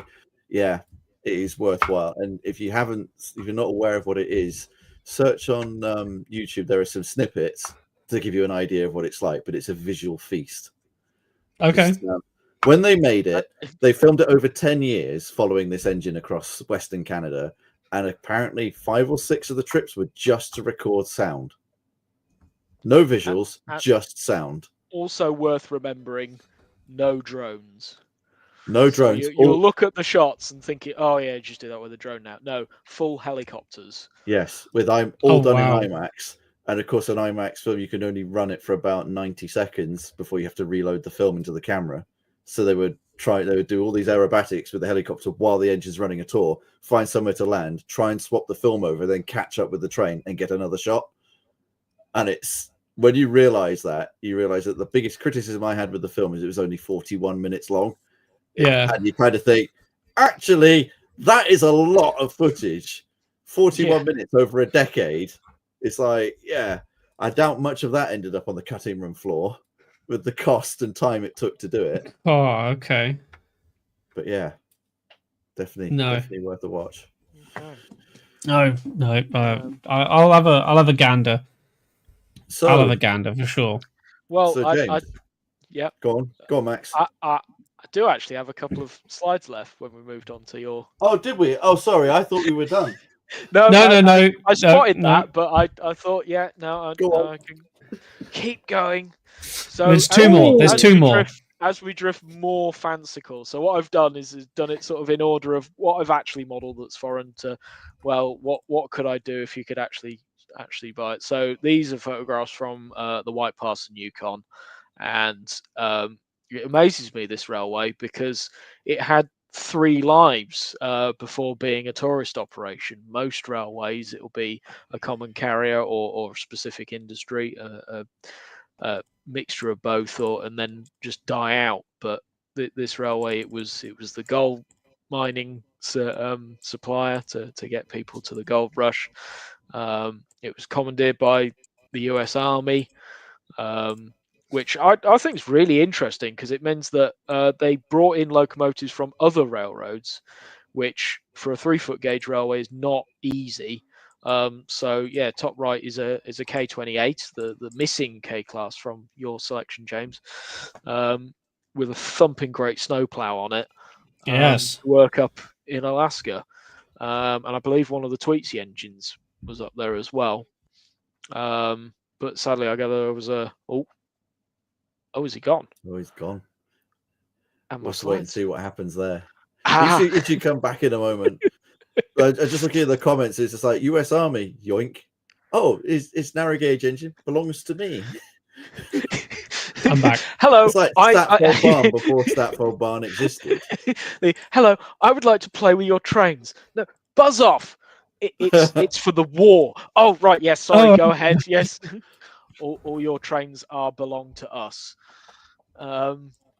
So yeah, the K28, and then also I think USRA 282s. So the 3-foot gauge S160 effectively. Mm-hmm. So yeah, really quite eye-catching machines with big boilers, I think. Yes. And then they carried on running, and one of them's still operational today. Bottom left again from the early era, I thought I'd pick out that engine because it's a Volclane compound, which is something I would like to model. I haven't quite worked out on what yet. Maybe the NA, because I have 3D printed a set of cylinders for an NA using the original drawings. But then also finding that there were so many engines, because it was almost a fad at the time. So because some of the original K27s were compounds as well. So you're saying about the 282s that one of them still works? It works at Dollywood. Oh, well, so I meant still works at White Pass, but there's a few of them. So yeah, is there 2 or 3 at Dollywood? 3, I think, in total. 2 of them run, and then there's one at the Tweetsy Railroad, which they named Yukon Queen because of its origins. As the support engine to the original Tweetsy number 12. Interesting. So yeah, really impressive machines. That it's that thing that occasionally gets asked to be made for an ON30 ready to run model, and it's I could see the impracticalities of that because they're just ginormous. Although not as ginormous to the final of the White Pass, which is the dieselization. So the White Pass became one of the pioneers of containerization traffic by rail, and also I believe there was a lead zinc mine opened up and then supported by a fully dieselized railroad. So wow, one of the diesels not pictured is the shovel nose by General Electric, and these are the the DL535Es by Alco and Montreal Loco Works, and these really impressed me because being an Alco, they do have a certain sound to them. The British will liken them to the Class 37, which is quite well known for its. So it's sort of a narrow gauge 37. That's hellfire. So whatever happens, I definitely want to build a model of one. But the trouble is the scale, because they are massive. They are standard gauge diesels on 3-foot gauge bogies, to the point where a normal box car comes up to its low nose. That's just insane, though. So what I've done, I've got a set of drawings scaled down to 5.5 mil scale. So not in the idea that that's the correct gauge for 3 foot at 16.5, and it is still big, but so to Not use it with big. so to use it with the own 30 stock, it would look still needs to look quite big, but not clout my cutting. So I guess it's like the South African Class 91s. Yes, very much so. Comically big diesels on tiny little track. Yes. No, don't get it. So no. Oh, I don't know. I just I don't know why that would be a thing.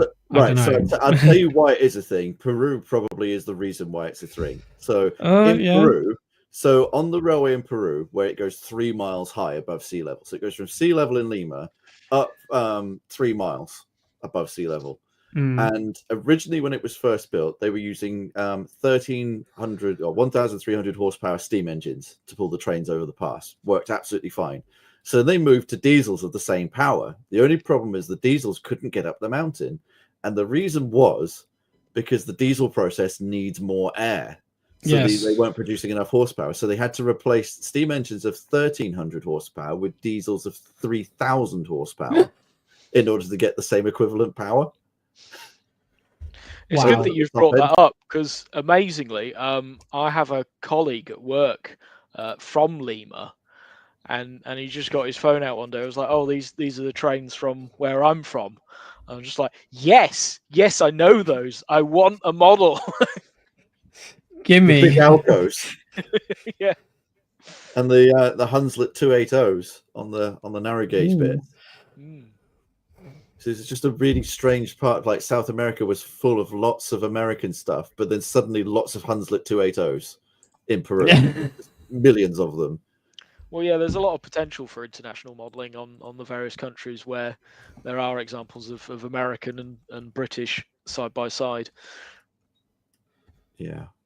So yeah, maybe a one day. If I do white pass, it probably end up a bit more of a caricature. I even got as far as so my own 30 layout is the Blue Ridge and Western.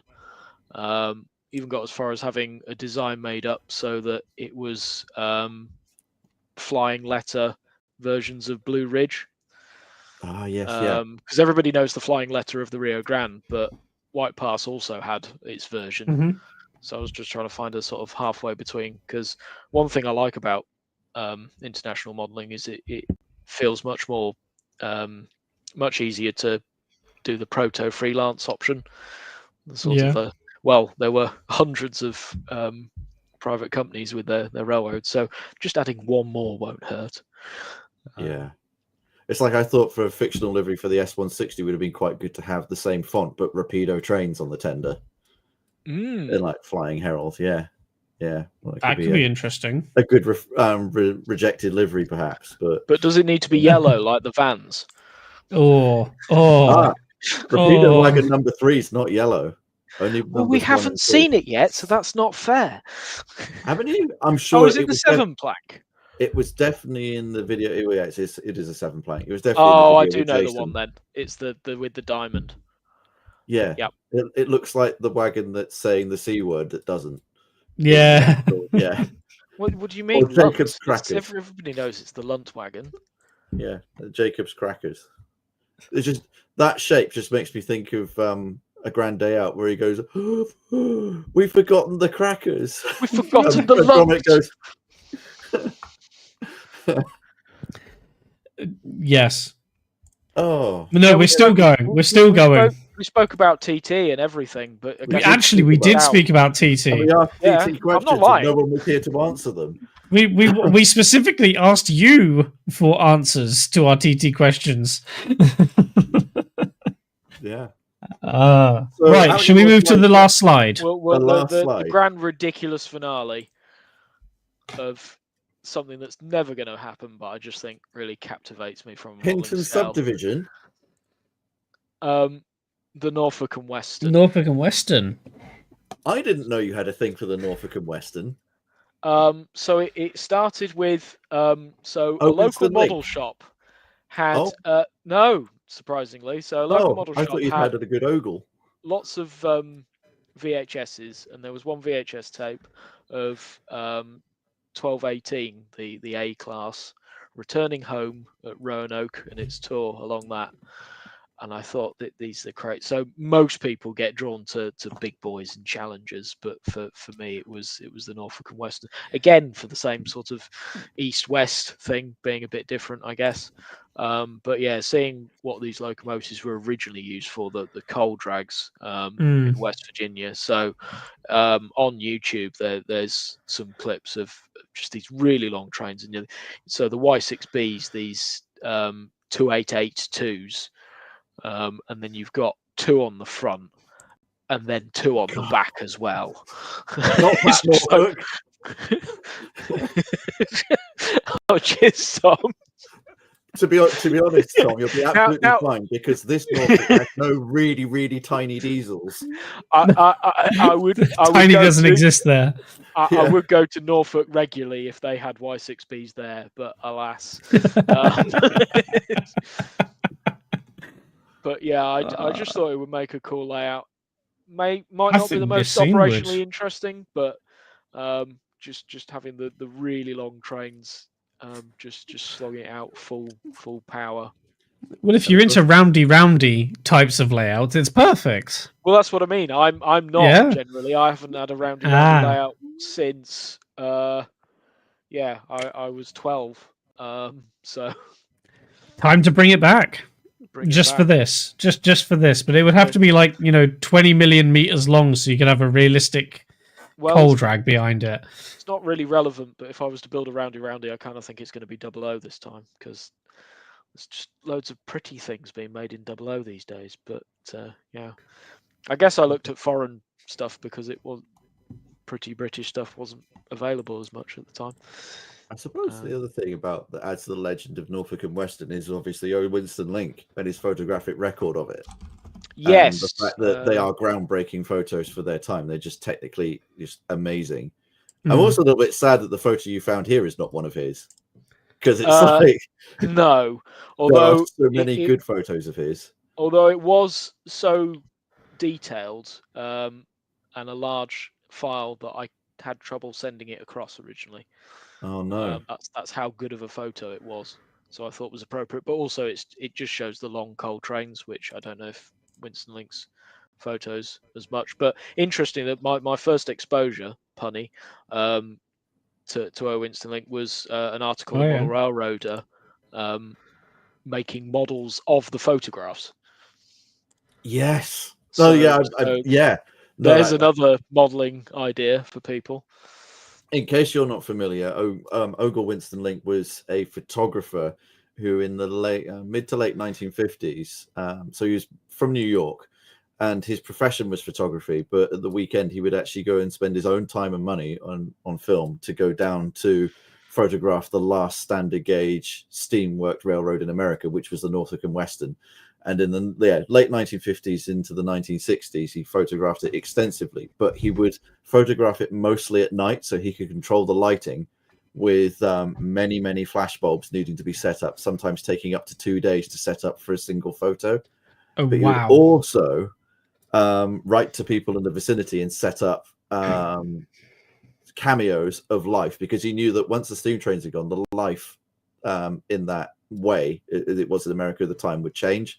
So that one of his most famous photos is of a drive-in theater with loads of couples in the cars, like open top 50s cars, watching a movie, and in the background there is this train with the spectacular steam and smoke effects going past because it was adjacent to the railroad. And it's like, yeah, the drive-in theater thing in the open top 50s cars is not a thing anymore. Neither is the steam-worked railroad. So it's sort of, yeah, his photos are well worth checking out. And in particular, there is a documentary which was aired on Channel 4, which is probably on YouTube somewhere, called Trains That Passed in the Night, O. Winston Link. And yeah, definitely worth a watch. And his photography is so well known in American culture that it was referenced in The Simpsons once. I did not know this. Yeah, there is. I can't do the episode off the top of my head because I didn't know we were talking about this evening. But wow. Yeah, there is one of the shots. Is it this one? No, because that's not even his. But that is a cool railroad. That is. It's great, cool, isn't it? That is a cool. That looks like a knockoff of one of his. Yeah. Well, it says Derek's photo, but I saw that and thought that looks pretty cool. I like that. I need to. Can you find the original? Because I'd love to see that. If you two talk amongst yourselves for a moment, I'll see if I can find this one. is the East Broad top, so this is cool. One of the rail inspirations I referenced. Well, look, while we're waiting for Dan to get back to that, let's wrap up this last slide here. So, you want to model this? You would like to model this, would you? Well, I'm seeing a lot of comments about TT in the chat, and well, maybe this is it because. If we're going with what we could have that's just not likely, Norfolk and Western in TT, that's what we need. Yeah, I think the J would be an absolute winner to start it off. Yeah. You found the photo. But this is it. You found it. The J, great. Or the Streamline J. So many of his photos were like this. That's amazing. Did, recordings as well and a bit of film work. And some of his recordings for the time are actually incredibly clear as well.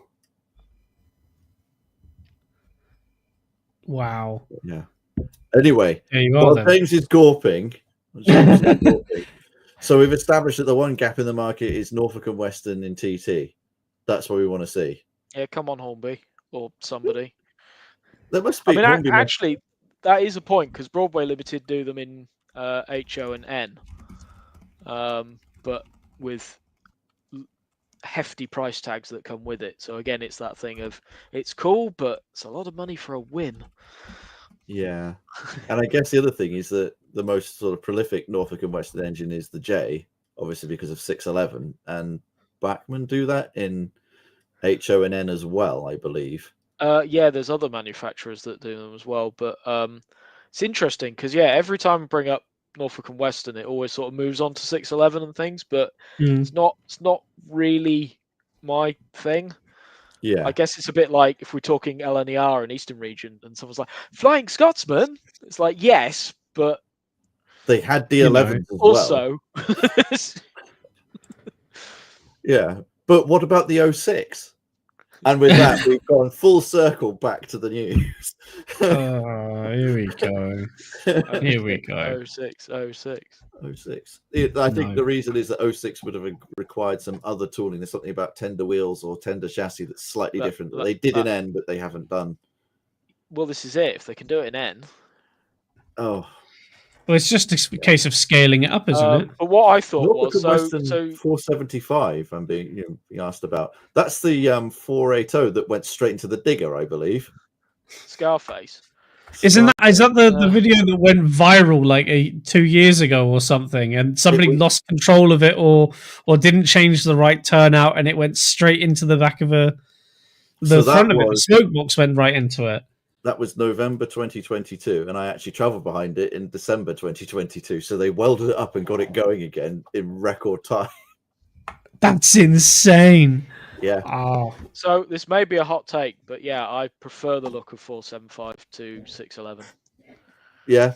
It's interesting. I saw them both on the same day, and 611 didn't have any discernible scars, so it was boring. Whereas 475 has just had its face ripped off. Also, probably an unpopular opinion, but I saw the pair of them at Strasbourg, and it's opposite the Pennsylvania Railroad Museum, and in there they had a Virginia and Truckee engine, which I thought was a million times more interesting than either of them. Oh, a Wild Westy thing. It was a Mogul of the same type that they sold a number of to the Canadian Pacific to build their line across Western Canada. Yes, yes, okay, he's turned it back to. They also had a galloping typewriter, a Climax, and a Heisler in there. So that was good to see. I prefer the J class to the UP844 and SP Daylight over Scotsman. I mean, anything over Scotsman, that's quite easy. I don't know. Just, put them all in apple green and see which one looks best. With German smoke deflectors. Indeed. Papyrus. Well, so James, have we got any particular questions or feedback from the audience? There's a few questions, but it's more comments. So Aaron came up and said HOE and S scale are other international scales, gents. I'm sure Tom said something about he sells a lot of figures in S scale to the US. Yes. Yeah. Actually, yes. Forget TT, Norfolk and Western in S. That's what I want, and I've already got some of the stock for it. There we go. I keep hearing about this S scale, and I know it's very popular in the US and in Australia. Sorry, I'm literally down here. Putting his pants on. Well, quite. You could talk, I had to join you all somehow. Then, Gary was saying he wants an NG G14 262 a 262. That's not fair. Well, might be fair for your wallet. Jakub says, does the UK count for me as international? Well, being from Czechia, I would say yes, that does count, mate. But we talk about this stuff every week anyway. This is true. Something I do wonder is, the challenges of modelling a country that isn't your own. So things like James, do you have any challenges buying British models or? It's sort of like the TT of being in between the two usable scales. Yes. Yeah. Actually, so I can buy British Steam stuff from Germany. There are a few stockists in Germany that stock Hornby Dapple and Acura scale. So I can get it, but I have to pay the EU premiums now. So I've just realised that there is an oxymoron in the world. There's probably loads of them, but actually, I'm going to grab something. Some oxymorons, it's his turn to leave. Other morons, but where are the oxys? I didn't realise that S scale was 164. Now in North America, these get the right one up. The number 4 one. Show us a car. These are referred to as slot cars, but they're actually 164, so they should be called S scale slot cars. Yeah. Why is the world like? At least I know what to call them now. It's a bit like the conversation I had with Max the other day, where we realised that we're actually missing a trick saying 009. It's so long-winded when you can just say NG4. Yeah, there you are. Phil's put it there. It's pretty much every Hot Wheels or Matchbox car, so you can fill up a car park quite easily. I can't a track there and race them. I can't call it NG4 because that's a South African Pacific tank, isn't it? NG4. Aaron, you tell us. Also, I want to. So Gary's also. I want to 009 NG15. I think a lot of people want a 009 NG15 in ready to run. Whether we'll get it or not, I don't know. We need a Garrett first. There's more of them to play with. Yeah, I think so. They're just pretty, and you get more colours than just black. This is true. Green. Green. Well, this is it. Garrett's come in all sorts of colours. They do, with massive price tags. Yes, massive price tags. Because of course the motor is the most expensive part, and you need 2 of them for a Garrett. Right. Can't you make one of them a dummy? Although I think, the was it the backwards miniatures Darjeeling Garrett is actually on a Cardan shaft. So I think the motor's in the firebox because it's Interesting. also low slung. Interesting. Backwards miniatures. Whatever happened to them? Yeah. They went forwards. Sad, really. I was in Lord and Butler about 2 months ago, and they had loads of unstarted kits, like backwards miniatures kits, just like a whole cabinet full of them. I was just like, yeah, this is a gold mine. There was a lot of, I was going to say, lots of the conversion kits for ON30. But all the ones you've done, I think. I'm hearing this now. Come on. Oh, I didn't realize you were looking for them. They might still have them, you know. So. Well, I don't tend to look for things I don't expect to be there. That's, I suppose. Well, this is the thing: is their secondhand stuff is not on their website, so you have to walk into their shop and physically see it to buy it. So, but if you ring them up and go, "Have you got any of this?" I suppose the other bit is the second-hand market for those, because half the times they go to people that go, "Oh yes, this is really rare," massively inflate the price. Or but yeah, I asked what stuff because Backwards Miniatures did loads of things. There was S scale. We were talking about S. They did SN3 before ON30. Yeah. It's like someone says chassis donors cost more than the kit. Yeah, when they were new, when they were available. But well, that pretty good. Well, yes, I gather that was a common backwards miniatures conversation. Was people would go to him at his stand and say, "And what chassis does this run on?" And it's no, it's a kit of the locomotive. It includes the right chassis. It's not. Yes. Yeah, I suppose it's probably why he did the range of bits to go on other engines. So you go, well, you put what you want underneath it. It's designed for this, but oh, so you can't build your own chassis? Well, here you go. Here's an option. Oh wow. Well.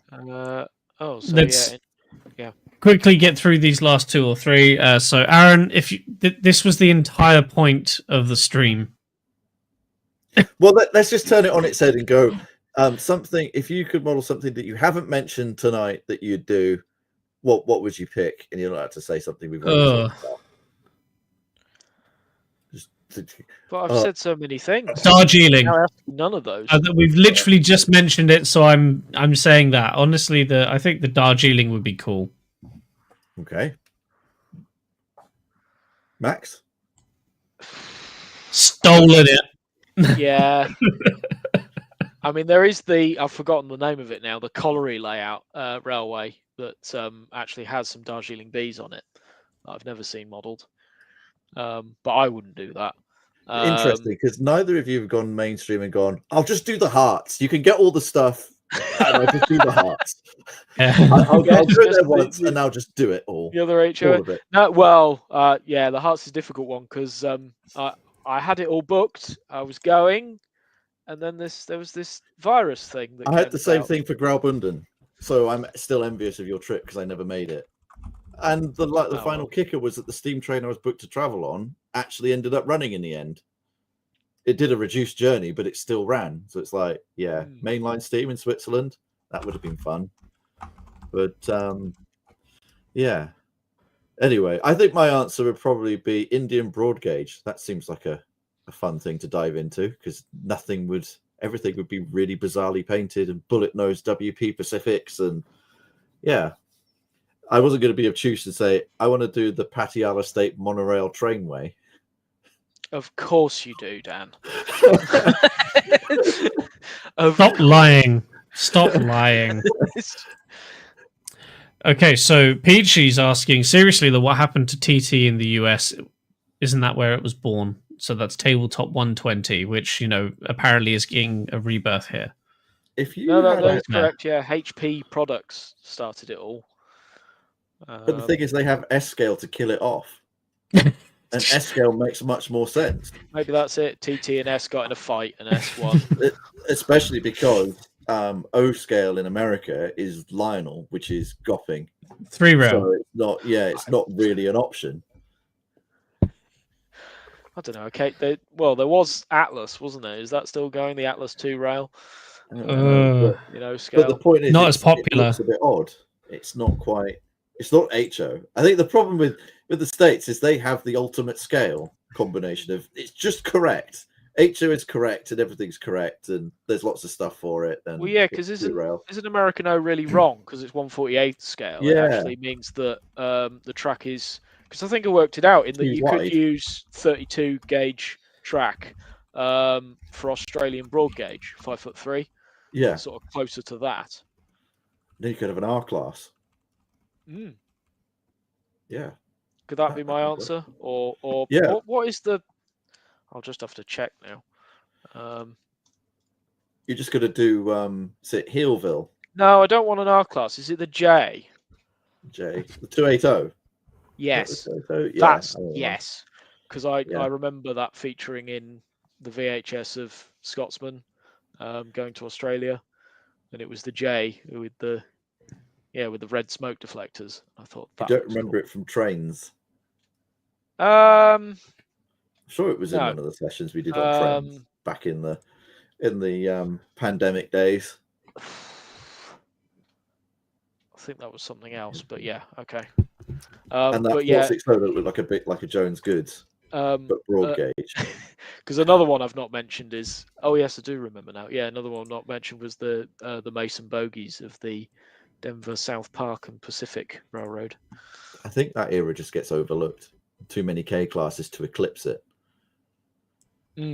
Yeah, because this is it. When lots of people were drawn to early American and that whole spaghetti western cliche, or doing completely wrong things like putting bear traps on geared locomotives, and it's like, oh, but there actually was this quirky turn of the century railroad. Then right, so while we're wrapping slowly up, so do something based on, I'm not even gonna Yabstalbahn. Yeah. In Austria, that could be interesting. Are the engines black? Because they're Austrian engines, so they must be black, right? Drat, that was my answer. Yeah, my actual one. Yeah, doing Austrian Bosnian gauge, but probably an O scale rather than G. We're trying to be nice. I suppose my answer would have been doing Polish meter gauge, but I already did that because I made a PX48. Yeah. Anything else, James, before we finish? Last one here was a question from Aaron. Would anyone ever model US logging railroad with Shays, Climaxes, and Heislers? Hislers? Done it. No, Hislers, Heislers, I don't bloody know. Done it, mate. That's where I started. So my first own 30 locomotive was the Climax, and then had the Shay, and then had to wait ages for Bartman to make a Heisler, but they did it in the end, and it was a very good model. Yeah. Only a 14-ton prototype, but I mean, technically, the Walt Disney isn't technically the Walt Disney Railroad a scaled down railroad. 5/8. Yeah, it's not a 1-to-1, so I would call that a model. But that's the depends which one though, because that's the Disney and Santa Fe. Yeah. Whereas the Walt Disney World Railroad, is it called the Florida one? Uses actual is they South American 3-foot gauge locos? Well, they're Brazilian. Brazilian, I believe. That is South of America, right? That's showing my ignorance. Yes, I made it's a bit South of America. 12 years ago, I made a PX48. So I'm reading out the thread. No, you carry on. Yeah, the polished tank engine asked if I made a PX48, and yes, I did. Sorry, Polish tank engine. Whoops. Yeah. Capitals make all the difference. They do. It's like driving into West London where there's a Polish war memorial, and for ages I thought polished war. Oh no, Polish. Oops. Someone's seen The Big Bang Theory. Anyway, Dan, I think it's time. Yeah, it is time. So, where can people find you then, Max? They can find me on Instagram or YouTube under Mountaineer 1265. And where can they find you, James? You can try and find me at the Little Western on everywhere now. Actually, I've changed it everywhere now. I've done a rebrand. Okay, excellent. How's that working out for you? Not too good. It's only been 1 week. We'll see how it goes. Well, if you're watching this, please give James a follow and a bit of support and encouragement, and watch his review of the Samsung Wagon and see what you think. I enjoyed that. Yeah. If you agree or disagree, put it in the comments. It's all good for the please do. Yeah. You can find Dan, where can people find you? You can find me on Instagram at Pedantic Mongrels, Double O Gauge Modeling, and on YouTube as Pedantic Mongrels Railway Channel. So you can tell it's his first time doing this, can't you? I'm pointing over there because that's where he is for me, but actually it's over there. Oh, right, yeah. That's right. I would say just go to the Instagram. Forget the YouTube for now, because I'm ahead of Hylt on Instagram, and I want to keep it that way. Whereas on YouTube, I haven't got a hope of catching him because I don't have a small dog to lift up at the beginning of every video and go, "This is my dog, and she's been a bit sick." But because I've got so many followers, I'll bring her up next week. I think you're holding it more gentle this time. I think the first time in the stream you sort of held it like a weapon. Love the dog. Hypothetical dog. Yes. No. Well. Yeah. Anyway, thank you for watching. It's been a blast, and we managed to keep it under 2 hours for once. I think this is a first, is it, James? Yes, actually, this is going to be the shortest one we've done so far. So well done, Dan. Good hosting. Is good or we just carry on. No. No. Some of us have to work. Yeah, exactly that. Anyway, thank you for watching. And is there anything else to add from either of you before we say goodbye?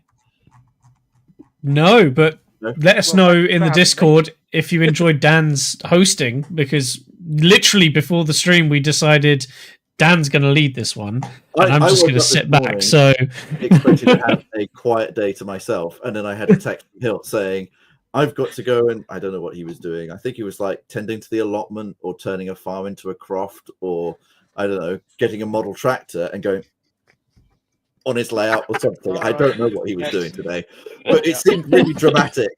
And I said, "Sure, I'll stand in." So yeah, I've been winging it. No, it's appreciated, Dan. Oh, thanks. Appreciated. Yep, and thank you, Max, for coming. Yeah, please come back again next week. Next week, Max again. I would, but I can't. Don't do that to me. Next week, I believe Rob and Hilton are keeping it peachy. So we'll see you then. Okay. Oh, so it's a scale that's sort of neither here nor there. Excellent. Well, it's not S scale. Let's put it that. Let's put it that way. Learn about Eastern European modelling. Yeah, because that's where all the models. That's where it all is, isn't it? And nowhere else. If you enjoyed tonight, then next week will be nothing like tonight because it's completely different people. And on that bombshell, it's time to end. Good night, everybody. Take care, everybody. Ciao.